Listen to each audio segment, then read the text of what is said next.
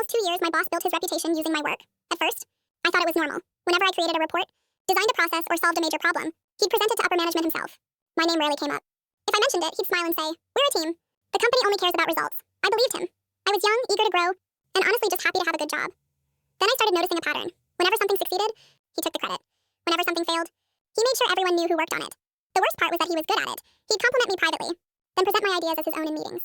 Because he was the manager, nobody questioned it. A few coworkers noticed, but nobody wanted to get involved. One afternoon, I spent 3 weeks developing a new workflow that cut processing time by nearly 40%. I was proud of it. The following Monday, my boss presented it to executives without mentioning me once. After the meeting, a director congratulated him in front of the entire department. He accepted the praise like he had done all the work. Himself, that was the moment I stopped making excuses for. Him, I didn't quit, I didn't confront. Him, I started documenting everything. Every project, every email, every draft, every version history, every time I submitted an idea, every time he presented it as his own. I kept copies of everything. Months passed, then the company announced a major expansion project. The project was huge. Whoever led it would likely receive a promotion. My boss immediately volunteered. The problem was that most of the planning, research, and strategy work was assigned to me. Again, for 4 months, I practically lived inside spreadsheets, presentations, and planning documents. My boss attended meetings and collected praise. I did the work. Then came the final executive presentation. The meeting included senior leadership from multiple departments. A week before the presentation, my boss called me into his office. "I'll handle the presentation." He said of course he would. That had always been the arrangement. Except this time something unexpected happened. One of the executives requested a live Q&A session after the presentation. They wanted detailed answers about the project's design and implementation. My boss didn't seem worried. He should have been. The day of the meeting, he confidently walked through slides I had created. Everything went smoothly. Then, the questions started. At first they were simple.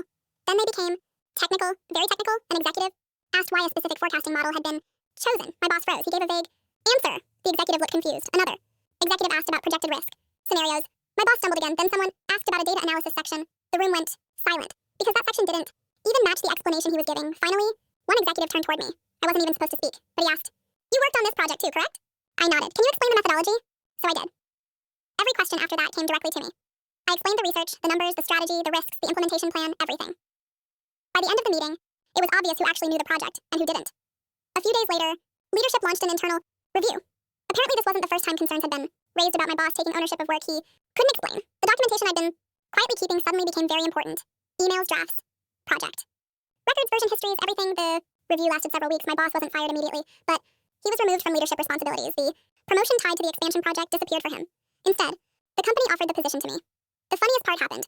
Afterward, several executives told me they had assumed I was already leading most of the work, because every detailed question seemed to come back to me.